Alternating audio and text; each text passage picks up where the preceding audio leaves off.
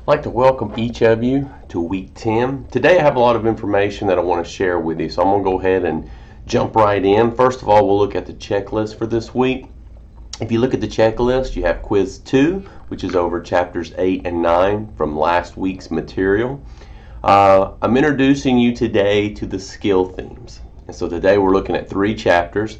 We're looking at space awareness, jumping and landing, and chasing, dodging, and fleeing. So here in a minute I'm going to show you one of the PowerPoints and just point out a few things that are critical when we're looking at the different skill theme approaches.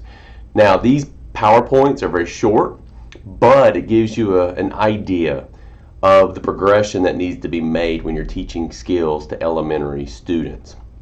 The third thing is today you're going to start creating lesson plans for elementary students. And when you look at your book, Children Moving, you're going to notice that they're categorized in 4 different categories. You have pre-control, control, utilization, and proficiency. And that's the natural progression that you make when you're teaching the skills. When I was teaching elementary physical education, I used Children Moving for everything. It's a great resource. It's one of those where when you're creating your lesson plans, all the information is there for you. So I want to share a few of those things with you. I'll also share with you some high quality lesson plans that will kind of give you an idea of what it should look like. The ones that I'm sharing with you are volleying skills, and they are set up for the 5th grade students. And so originally those files were not on eCourseware, but I have uploaded those, so now you have access to those when you want to review what a good lesson plan looks like. And then finally, you have 2 discussions that you're doing this week. One is you're going to create a poster. And with technology today, you can create a poster using PowerPoint. And so I've provided you with an example poster that's already set up in poster format. And so you can use that template to create a poster of your own. Because when you're teaching physical education, you're going to have space on the walls outside to be able to put items up. You can print off posters. You can print off posters at different sizes. And so the easiest way to create a poster is just using PowerPoint and then printing them off. When we go to conferences and we are presenting posters on the research that we've done, we will print off posters that typically come in sizes of about 3 to 5 feet, depending on how big you want it to be. So you can easily print off posters to place outside your gym to really be able to advertise what you're doing, to show other teachers the work that students are doing. So I want you to get the opportunity to practice creating a poster, and I'll give you some different skill themes that you can choose from. But essentially what you're doing is you're going to create a poster that's going to include the different learning cues for a specific skill. And so again, I've provided you with an example, but I want you to use your creative juices to be able to create a poster of your own.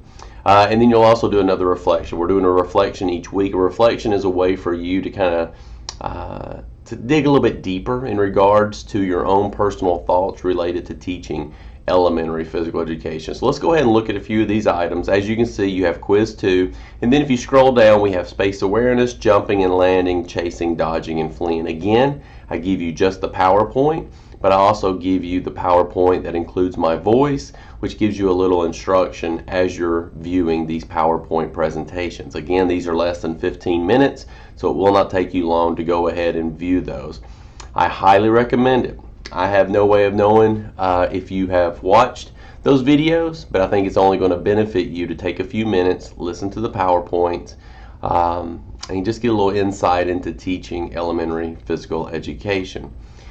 And then you're going to be teaching, or excuse me, you're going to be creating a lesson plan. This week, the lesson plan that you're doing is pre-control control. So let's read this together.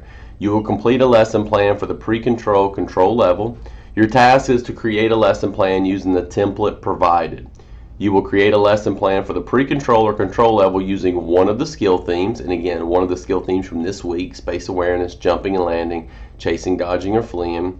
And you should prepare your plan for a 30-minute lesson. Now, we're going to have no way of measuring whether or not it's a 30-minute lesson, but you should be able to gauge how much time a task would take for you to teach. And so you're gonna pinpoint how many activities you're going to be able to get in. So if you're looking at the Children Moving book and you're looking at the tasks that are presented in each chapter, more than likely you're going to be able to do at least 3 of those. Now some, as we move up into the proficiency level, are going to take a lot more time, but when we start with control, some of those activities may only take you 2 or 3 minutes, and many of them you can combine together to present in sequential order, and you may be able to do 5 or 6 of them in a 30-minute time span. So you need to look at the activities and try to determine how much time it would take to do that actual activity. Now when I say time, you have to consider presentation, you have to consider skill work, repetition,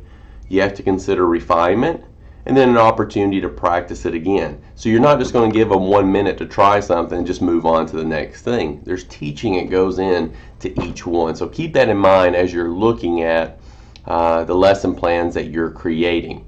You have the template. This is a blank template which you can use, and then here is the sample plan. Let me go ahead and move this over. Let's take a look at this together. This is a high quality lesson plan that was created by a former student of ours.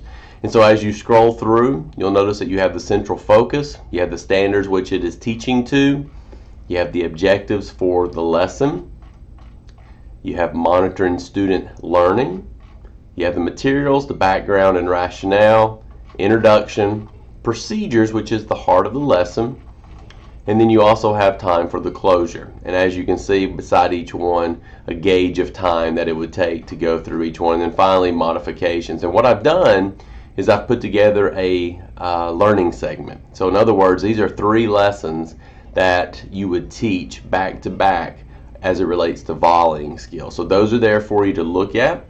If with any part of the lesson plan you're confused or not really sure what it represents, just send me an email and we can talk about it together to make sure you have complete clarity when it comes to creating lesson plans on your own.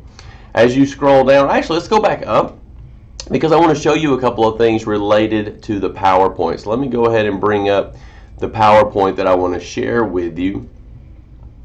Okay, so when you're looking through your book, what you're going to notice is that you have a number of tasks that have been created for you, and they're going to start at the pre-control level. So when you're looking through your book for chasing, dodging, and fleeing, you're going to see an activity that's going to say make-believe chase. You're going to see an activity that says traveling to dodge, traveling to flee. You're also going to see in the next progression, you're going to see activities for the control level. So for your 30-minute lesson, what you have to do is you have to determine, okay, which of these tasks am I going to teach to my students? So for example, I may say, okay, this class is at the control level. Okay, they've done the pre-control activities, they did it well, they've mastered those skills, so we're going to move on to control level. So what I may do is I may do a dodging in response to a signal, and then my next activity is going to be fleeing from a partner, trying to get away from a partner, giving that partner maybe a few seconds to try to catch their partner, at the same time dodging all the other students who are moving within the gym. And then finally, instead of fleeing from a partner, we may actually do a task where I'm dodging obstacles. And so I may put these 3 activities together to create my 30-minute lesson, but I may look at it closely and say, you know what, that wouldn't take much time for me to teach. So I'm going to have a 4th one, overtaking a fleeing person, playing catch-up chase, as a kind of a culminating activity for this particular lesson. So again, when you're creating your lesson plan, be sure to look at each task to determine how much time it would take, and also look at it from the perspective of which of these do I want to combine? Which of these do I want to put together in a sequence so that learning is taking place as it relates to chasing, dodging, and fleeing? And then after you leave pre-control control, you have utilization and proficiency. So you're looking at this natural progression. And so the final thing they should be able to do from a chasing, dodging, and fleeing perspective is dodging while manipulating an object in a game situation. So think about games or sports that you would play where you have to dodge an object in a game situation. There's a lot that we can think of. So you see the importance of chasing, dodging, and fleeing, especially with the elementary age. Okay, so those are your PowerPoints. We talked about the quiz. We talked about the lesson plan. Here are your directions for the poster. I've also provided you with a poster example. So again, you can use this as a template. And what I mean by use it as a template is you can take everything that's on there, you can delete it, and then you can incorporate what you want to use for your poster.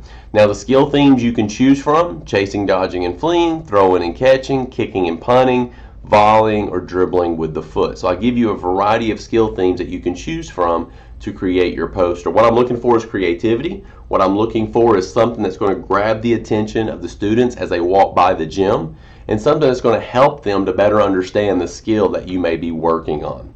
And then I want you to read Shape's position statement for dodgeball, and that is located here.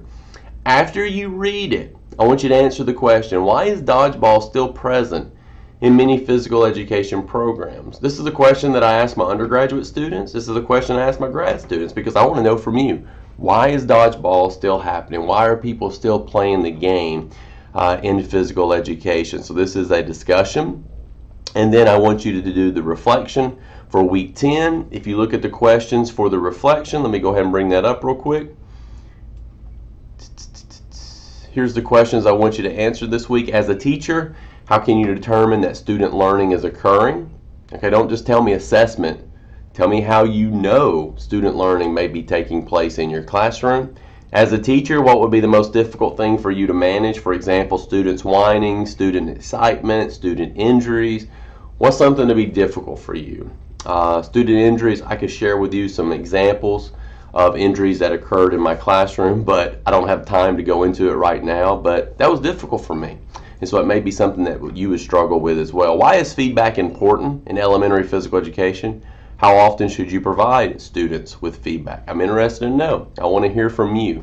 What's the importance of feedback in elementary physical education? So, a lot going on this week, but as you already know, we are in week 10. We only have a few weeks remaining. And so we're getting towards the end of the semester. So, if you have any questions about anything for week 10, please let me know. I hope everybody has a great week, and I will talk to you soon.